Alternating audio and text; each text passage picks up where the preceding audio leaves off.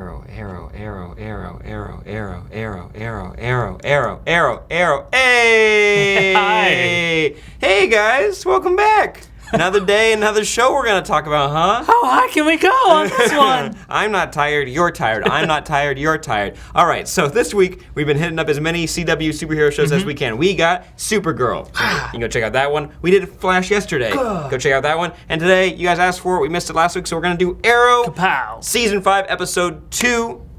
For your pleasure. Last night. Who the hell are we? Who is it? This is Sam Basher. Right here. Isn't I'm that Philip cool? Molina. Look at our names.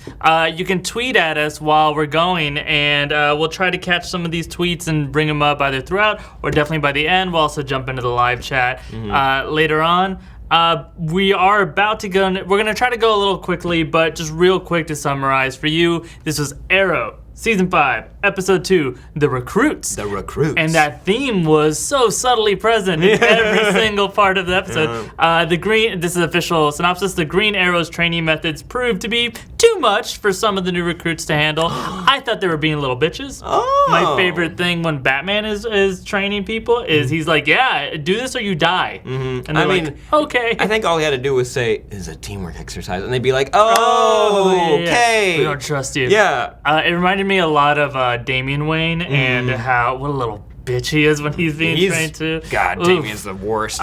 So I liked a lot of parts of this episode. There were parts in the training specifically that I was like, all right, come on guys, figure it out. We're gonna get to in a second, like as we go through this, one of my favorite weird, obscure characters that they're bringing onto the show. So excited for it, and he has an awesome moment in the comics, which I'm gonna mention. But to kick it off, let's go ahead and hit with number 1. We're gonna be covering some stuff that was in episode 1, but since we didn't do a little video what for you it, missed. what you missed, we're gonna go ahead and hit it right now. So number 1, we wanna talk about the intro of this episode with Wild Dog chasing down, I believe just a thug, just like a random thug. And first off, before we even get to him, we're just gonna point out that the guy almost tripped to death. Like, he would have been dead, paralyzed, something, and the only reason he didn't is because of Oliver. He caught him with an awesome, man, please give me more trick arrows. Last episode with the parachute arrow, so freaking cool. Give me more trick arrows like this magical spider web one that he's got right here when he catches him, hanging Wild Dog upside down. But you guys have been asking, you make a fun note in here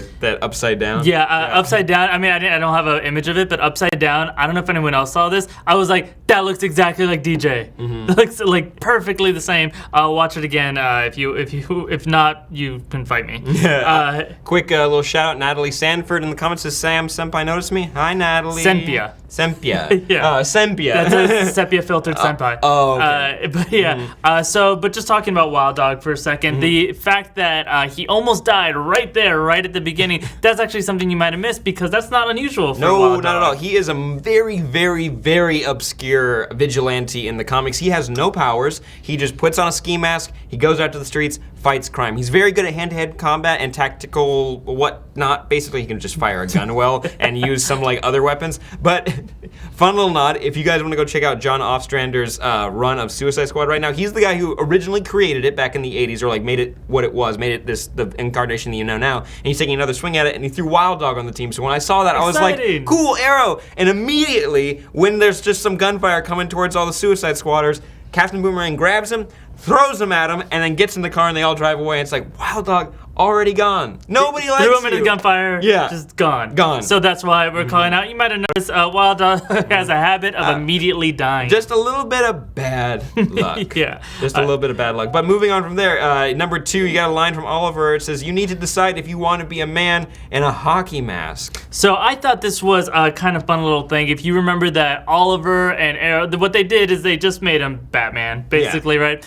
And in Batman, in The Dark Knight, he very specifically also struggles with vigilantes, and he has a very similar line when he comes up against a vigilante, where he points out that this guy is those guys. And he says, the guy's like, what gives you the right? What's the difference between you and me? And Batman says, I'm not wearing hockey pads. And this guy later does get murdered. Spoilers. So, this random character dies. Oh no, spoiled. But it just felt like a nice connection to this moment. It's like vigilantes wearing their hockey gear and it not being quite legit enough. I also like how in the movie, in Dark Knight, when I first saw that, I thought he said, I'm not wearing hockey pants. And I was like, what are hockey pants exactly? But he says pads.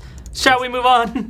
Just one little note. It is kind of fun that Stephen Amell played Casey Jones in the newest TMNT. And he was pretty good. And it's also fun that he's also making fun of someone for wearing a hockey mask. And that's basically who this is Casey Jones from Teenage Mutant Ninja Turtles. It is the lesser known, less popular Casey Jones. But moving on to number 3, most of this episode revolves around this company called Ameritech, because Oliver as the mayor... Ameritech or Amertech? I heard them say Ameritech, but if you read it, it says Amertech. But anyways, it's a company that they're trying to get to sponsor like health clinics and hospitals throughout the city to kind of make the city better. That's the whole point of him being mayor and working with this woman. But then we find out as the episode goes on that this company has a lot of shady dealings, that they are the ones who manufactured the nuke that was responsible for that town that was destroyed last season, season 4. Do you remember that? Damien Dark released all those nukes and one did go off because they were trying to divert it from a major populated area. And I actually love that makes a lot of sense. If a nuke really went off on US soil, the company that made that nuke shouldn't be around, by the way. Yeah, just they probably are screwed. But what's kind of cool, so Amertech has some history in the DC universe.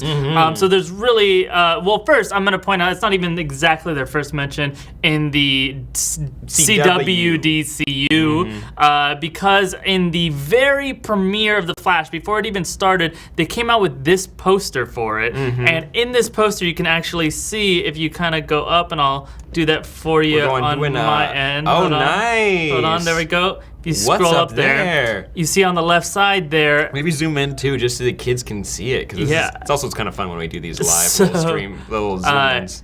There you go. Ooh. Amertech was teased from before The Flash even started. That was the very first poster they put out. And this is kind of a nice payoff of something that's from 2 years ago Also, now. Cord Industries right there. Yeah, right down the street. You got that in Arrow as soon as The Flash popped in there as well. But in the comic books, Amertech is where the classic Superman friend Steel, John Henry Irons, works initially, and then it's only in Steel issue 1, and he bails because of the shady dealings they do. And they're actually too violent, too brutal. They and he's not feeling it every time anyone works for a weapons manufacturer in any of the comics. And also if Amertech became a pretty big adversary for Steel, correct? Correct. They try to kill him, And but after Superman dies, he becomes Steel. And Steel's so cool. So Amertech just being brought into this world is pretty interesting. It's it's an opening for Steel, which would be a pretty... Oh, Steel on Supergirl? That would be amazing. I mean, it would make more sense to go over on Supergirl. And also, he's got a pretty big tie with Kara as well in the comics. Yeah, right. So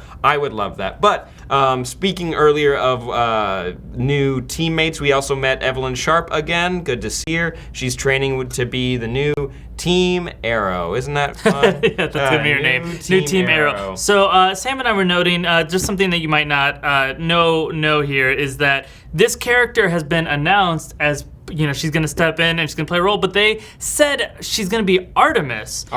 Which is really interesting to me because, well, you're excited about her potentially being Artemis. She's an original character for the Young Justice TV show, which is such a good show. If you're not watching it, or just go check it out on Netflix. 2 seasons, quick view, whatever. She's an awesome character. She is like a sidekick to the Green Arrow, but you find out throughout it she becomes another character named, spoilers for Young Justice a little bit, Tigress. Now the problem with that is, and Tigress would be a really cool character to bring on the show as well, but Gotham already grabbed Tigress. So I feel like she's just going to be Artemis from Young Justice for the fan service and potentially, but then there's also the fact that we've seen her play Black Canary. True. She impersonated her, and somehow she was actually able to use her siren call, the device for it. She altered it somehow. Yeah, exactly, because it was specifically coded for her voice. But anyway, the fact that she's already played this role, and specifically Laurel Lance, we found out her last words were "Don't let me be the last canary," which sounds like a really lame song title. Yeah, also kind of lame last words. I mean, you can say anything. Yeah. Oh, fun little catch right at the beginning of the episode. Kevin Hamilton writes, "What about the Bloodhaven name drop in the intro?" Bloodhaven's been brought up a couple times on the show, specifically when Roy in season 2 with the Deathstroke storyline,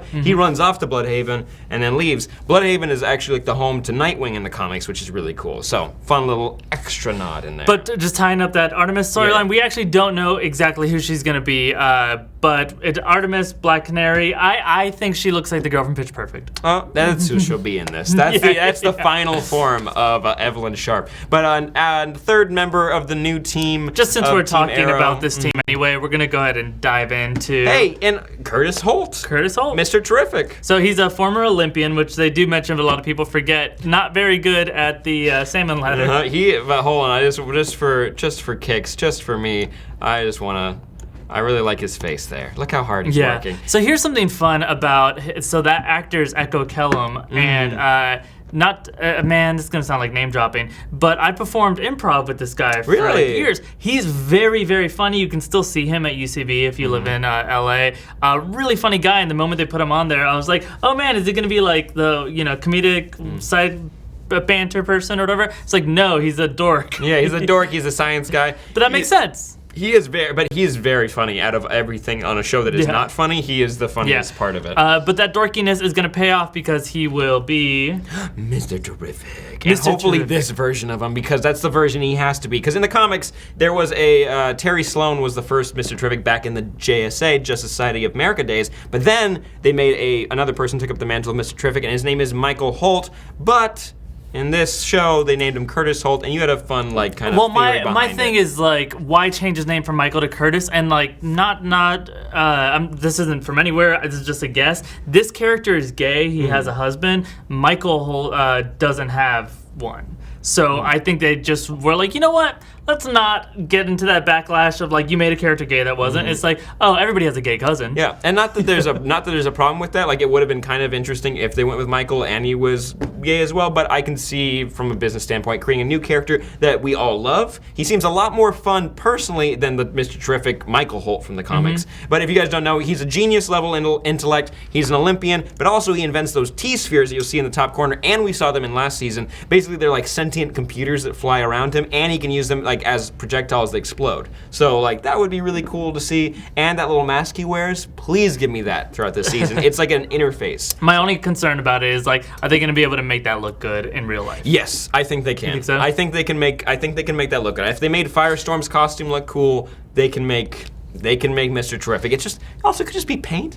That's kind of what I think it'd be, is make it paint. Yeah, I think they can make because it Because cool. Oliver had that where at one point it was just paint over his eyes. That was cool. Yeah, I did like that. So I could do a little bit of that, a little bit of this. One time Oliver got in his eye and he's like, one red eye. It's like, oh, do you have pink eye? So bad. I don't have pink eye. That would make it easier or harder for people to recognize him. Let's move on to number 6 thing you might have missed. And this is just a couple of little pop culture references that are going on here. But when Oliver's training the crowd here, he keeps telling him to get on the line. It's a big thing. You hear it. It's a refrain. It's a chorus. First off, I want to point out that a lot of people were like, Oliver's been watching a little too much Naruto, which I don't know if that's the case, but that's a very similar training exercise in Naruto about grabbing the bells. But I actually immediately thought it was fun that this actor who is Rick Gonzalez, playing Wild Dog, yes, who's playing Wild Dog, who is always the person in every movie that he's in that isn't getting with the program, and he's like, you can't tell me what to do, and he plays that exact role in Coach Carter. I love Coach Carter. And in Coach Carter, one of the big training exercises, you have Samuel Jackson repeatedly yelling, on the line, get on the line. And I was just like, oh man, that must have brought this guy way back. And maybe he suggested it. He's like, oh, you need a workout thing? Yeah. Let's watch. It's like, guy. Samuel Jackson yelled at me for an hour once. He's always suggesting, let's watch Coach Carter. He's like, man, I don't want to watch yeah. God damn it. Well, that's what you get for being in everything. And then that place with number 7 where here, they were training, I believe Felicity offhand mentions, actually somebody on Snapchat, I don't have your username on me, but you brought this up this morning as I was on my way to work after watching this, that they named it Hive, or they mentioned Hive when they were talking about this. So is this the old Hive meeting room? It seems like this might be, I looked at a couple pictures to check, this might be the lighting is pretty similar, the old Hive headquarters. And what's fun is that like so you don't just take over like the lease on that. Like they just stole this space. But he's the mayor. He can do whatever he wants. Yeah, just a subtle thing that I think people didn't catch, or not everyone caught, is that this is specifically not Arrow's normal home base because he doesn't trust these people yet, and that's what the whole episode is about. Also, I love that they left the honeycombs on the wall. You can see that they left it I was like, okay, we get it. It's the branding. Remember? I'm waiting for them. Side note, someone was like, oh, is he gonna call his new headquarters a hive or whatever? I'm like, no, he calls it the Arrow Cave, which is stupid because he should call it the Quiver. Stupid. It's so stupid. Yeah. Call it the Quiver because that's so awesome. Anyways, side point. Yeah. Let's continue. Where you keep your sack of arrows. Right. The Quiver. So number 8 thing you might not have noticed. I thought this was pretty adorable if you caught this bringing back. But when Felicity meets up with her probably gay boyfriend, he's got some sort of secret. There's something he's hiding. Right now, I'm just gonna assume that he's gay. Or Prometheus. Or it could be Prometheus. There's a couple of options for Prometheus. We'll come back to Prometheus options later. But she gets see the coffee in his hand, and she comes up with some stupid lie. Yeah. And she's fumbling all over the place. And I love this actually because it's a big old callback to season 1 when Oliver would constantly show up to Felicity, and he also was hiding his real identity from her. And he also brought up, specifically in this instance, he talks about a coffee shop being in a bad neighborhood, which is why that computer has bullet holes in it. I spilled coffee in it, and she's like, right, it has bullet holes. So the coffee shop's in a bad neighborhood. Look, we should even mention here, even in this scene from season 1, no eye contact between Oliver and Felicity between these two photos. Still can't do it, huh?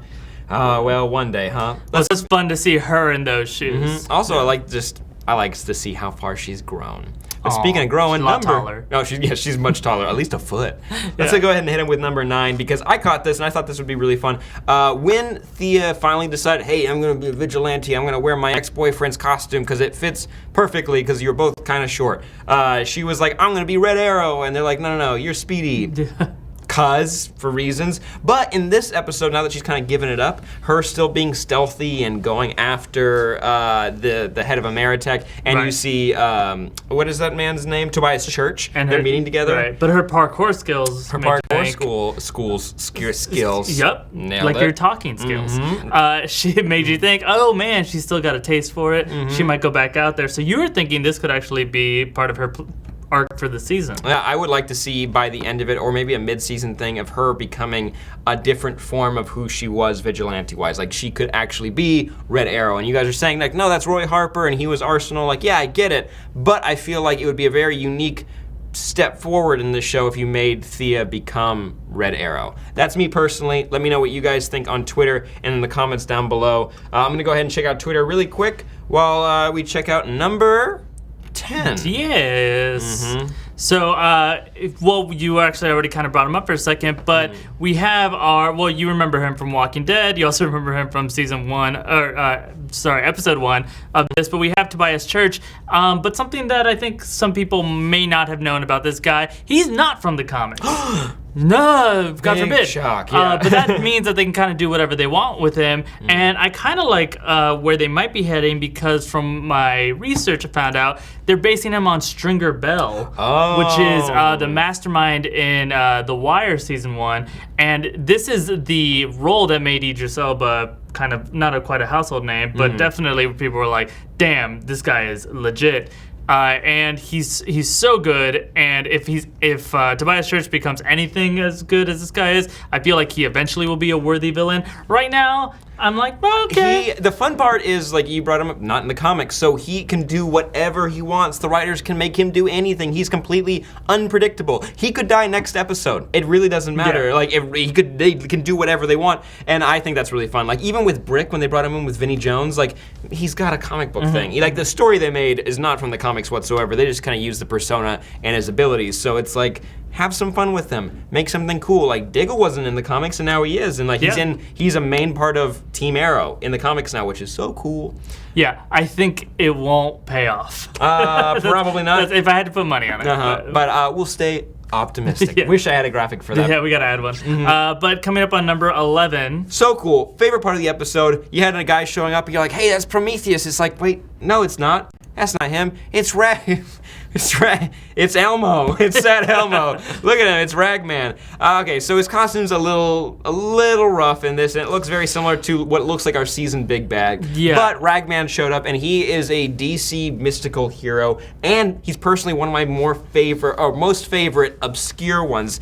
They do explain it a little bit in this. The rags are enchanted with the souls of people who have died, and you can use them to be controlled, kind of like Medusa and Marvel can control her hair to move and whatnot. But he's a mystical hero that's now going to team up with Oliver, which is really cool. And the reason for that is because if you guys read the Injustice series, Year 3 is magic. So it's John Constantine and Batman teaming up to take down Superman. How freaking cool does that sound? So Constantine goes and finds Ragman, and Ragman can actually take on Superman. That is that is the power level of Ragman. And the only reason he loses is because of another mystical person stepping in. Right. And in this, though, when we were talking about that, I was like, damn, will Arrow actually go there with a metahuman? Or is he kind of going to be like, sometimes I can kind of like do that to you. Just like I can wrap you up a little bit. Or is it going to be like, he's going to have something that is on scale? Because on Arrow, we've never seen anything close to Superman's power. Yeah. But he could be, so that part's really interesting. But not only that, can you...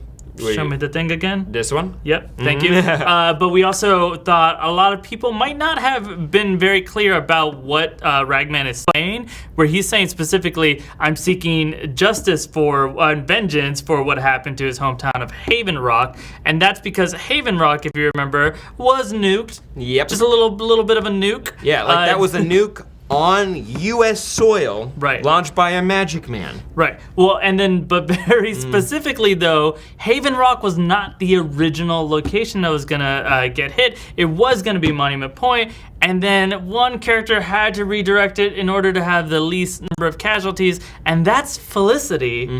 And I think a lot of people are not catching that if he wants vengeance, well, and he's joining the team, he's going to have a major beef with Felicity. So, I think that's really exciting. Yeah, I'm still touching Also, his if you face. think about it, like, she did not react properly to having to redirect a nuke. Like, she was kind of upset, but at the top of the season, she's pretty happy again. She's like, you remember that you, like, gay boyfriend. You saved a lot of people, but, like, you still dropped a nuke on a city, just so you know. And so I'm glad that that thing is not going unnoticed, and like there's a whole character that is propelled by that storyline. So I'm excited for that. But Ragman, quick overview, Rags imbued with souls, he's magic, it'll be fun to see him. Also, I think he can take on the Flash in a really cool fight. Oh, so, man. Like, his effects are pretty cool with the Rags. Yeah, like they actually look pretty cool, like having him crawl around kind of like a Spider-Man-esque hero. Please don't make him do that, now that I think about it. Please don't make him do that. Thwip? Yeah, so moving on though to the 12th thing you might not have noticed. This actually is. I missed it and you caught it. So what's funny is it's explicitly stated in the episode, but I'm like, you guys gave that one sentence, but that's actually Arrow writers. I don't mind your writing abilities there this time.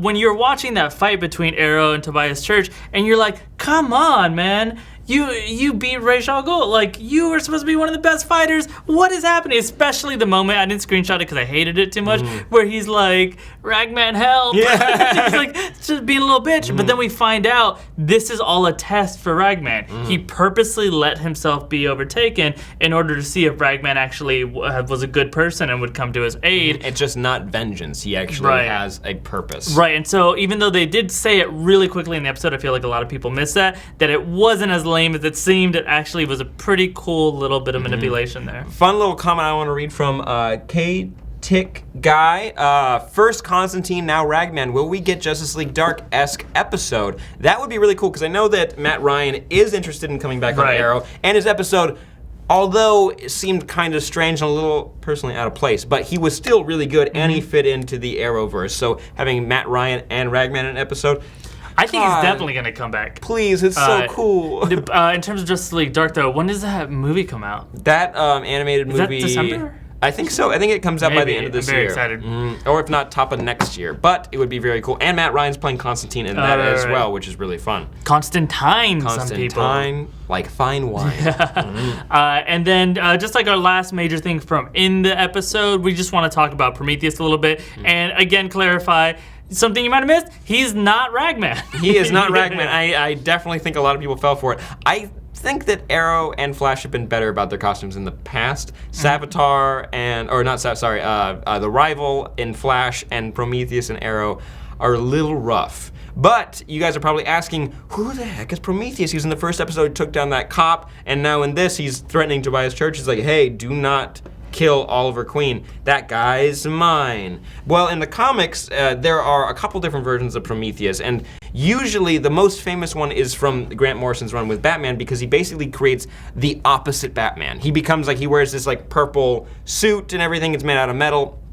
And his origin story is reversed from Batman. He is from a criminal family whose parents are killed by cops, and like from there he like grows up to become just like Batman, an equal and opposite. So like basically for Arrow, because Arrow is the CW Batman, we're gonna get an opposite Oliver, and a lot of people are sending out theories right now. He can connect to all the heroes though too. Do we know yet who? No, we do know who our villain is for the crossover. Prometheus, one version is tied to the JSA, while the other Prometheus works with Dr. Alchemy in the comics. So, and like, who was one of the big bags on Flash. He's a huge season. bag. One of the big bag Ragman. But a lot of you guys are sending me some thoughts on Twitter. I'm gonna go ahead and read a few. Omni Parker at Omni Parker writes, Prometheus' connection to Dr. Alchemy in comics. Could this lead to crossover being Crisis? Like Crisis, like in the I don't know about like that level, but it is a fun idea, and I think there will be maybe some fun connection to like maybe lead to a like both season finales having to do with something with each other, possibly. Yeah, there was a Crisis connection to Supergirl too. So at Maslam Alton has a really good question. Is Ragman a villain or a hero? So traditionally he's a hero, but he is out for vengeance, kind of right. like a Ghost Rider. So it's kind of riding the line a little bit. Right.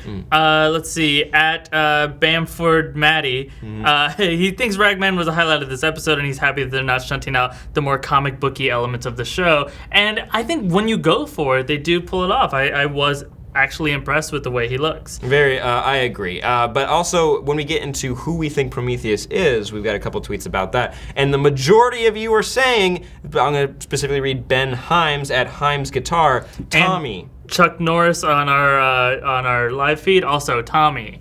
Tommy is Prometheus. Also, Lobster Mobster says Sam is Prometheus. Gonna go ahead and debunk that right now. I'm Bart Allen over on Flash. That's who I am. But no, Tommy as Prometheus. This show's been really good about like they bring back dead characters every once in a while. But Tommy has been really good. He's only been in flashbacks, and it makes me happy to see him because he was actually one of the better parts of season 1. Because season 1, although it was really fun, it's a little rough too. So he was one of the best parts, and I like that they've respected his death. I think Flashpoint could play into bringing him back. Right, which I would really appreciate if they did connect that, because I want it to be a little bit more than just a Diggle connection. But if they bring back Tommy, like that actually is a lot of times when they say let's go back to like our roots or whatever. I really like the tension between Tommy and Oliver personally. I didn't like it when it was relationship focused as much, but it wouldn't be anymore because Laurel. It could be though. That could be a storyline.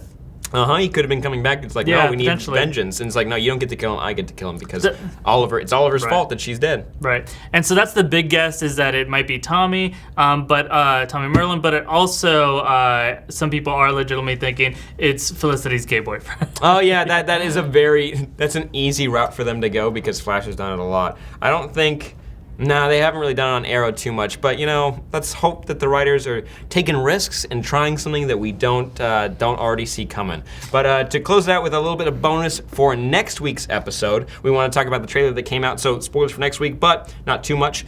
We know that the next villain we're gonna have, his name on the show is gonna be Samson, and if you guys don't know who this is, WWE Cody Rhodes. His name is Stardust in there, and he's the one who fought Oliver Queen as Green Arrow in like a match for WWE, which is a lot of fun. He's pretty good friends with Stephen Amell. First they had like tension. Here it's a moment in WWE where they're about to kiss, but then later they had a full-on fight in SummerSlam, I think it was. And so that's his character. You can see it on the back there. It says Stardust, and in that trailer for next week, they had that kind of cheesy little line, but they're like, someone's out there dealing Stardust. It's like a wink, a really heavy wink. So now it's a drug, and he got like, Cody Rhodes got just immersed in the Stardust, I'm guessing. So he's now he can't feel pain, and maybe he's like got some super strength as well. So that'll be a fun episode. Also, Wild Dog is responsible for it, so you get to kind of have like fun Wild Dog versus Arrow moments. which is fun. I'm excited to see their relationship grow or kind of fizzle out. We'll see how that goes throughout this season. But this episode for me was pretty solid. I love the premiere of this season and the second episode. A lot of people are comparing this to season 2 of Arrow, but like how solid it was. I don't think we're gonna get the same drama build up because like there was a big tie to Deathstroke and Oliver and their past and like how it affected his family and their fortune and whatnot. So and you can't put the city in danger in that same way like it did at the finale. That was my favorite. All the rags grab the city, all the people in the city, maybe, or everyone's Prometheus. They're gonna get ideas. They're gonna get ideas. You can't ruin the show. We're all Prometheus. Let us know in the comments down below what you thought of the episode. Really quick, give us a quick rating. So like out of 10, 10 being the best, 1 being not. Let us know what you thought. We're gonna be here tomorrow, 1 p.m. Pacific Standard Time for a very special show. It's kind of like it's a shape type show. It's very similar to a show that you guys have been asking for a long time, but some tweaks. With some tweaks, some fun twists that I'm excited about. I think you're excited about, and there's a lot of participation with you guys. So I'm excited to show you what we have. I'm gonna straight up say that there's going to be some differences from what you guys have been requesting, but not at all to replace and change out, just to incorporate you guys into it. So kind of just like give us some slack where it's like, yeah, sometimes things aren't exactly the same, but that doesn't always mean they're worse, especially when it's like, oh, can we do a thing where we get to engage with the audience more? And it's like, oh yeah, that would be great. Can we have some fun when we're doing it as well? Not that it's not fun to talk about our shows, but can we add like another level? Yeah. And we're excited about it. So we hope you're excited as well. Make sure to tune in 1 p.m. Pacific Standard Time tomorrow, this channel. All you guys are giving us your reviews really quick. You're about to say almost all 8. 8, except 7. for the 88 that Michael ate out. He really liked it. So we're getting 8s, 9s, 7.5s, a few 10s. 88, Michael Altun. But quick average though, if you do the math on that, Sam. Oh, like I know math. Let's go ahead with an 8. Wow, hey, pretty good. Got the math down. I agree with Ranger S Studios. I'm gonna give it a solid 7. 7? Yeah, I'll give it an 8. I enjoyed it quite a lot, right? Crazy. But guys, thank you so much for tuning in. Make sure you tune in tomorrow. What is it? 1 p.m. Pacific Standard Time. Also later today, 4 p.m. to 6 p.m. we're watching Amityville Horror here in this room. It's gonna be a lot of fun. He's running. Basically, we're gonna watch it. You guys have been sending us scares. Ooh, you're gonna turn on the lights? Try it. I made it a little bit darker. Yo, yeah, spooky. But anyways, we're gonna be watching Amityville Horror, and we asked you guys to scare us in certain ways. So we're not allowed to know. PAs and studio techs and a couple other people here are gonna be coming in during the stream just to scare us. So I'm very excited. 4 p.m. Remember that time. Tune in tomorrow, 1 p.m. We love you guys, and we'll see you next time. Filup, Melina, Sam, Basher. Bye bye.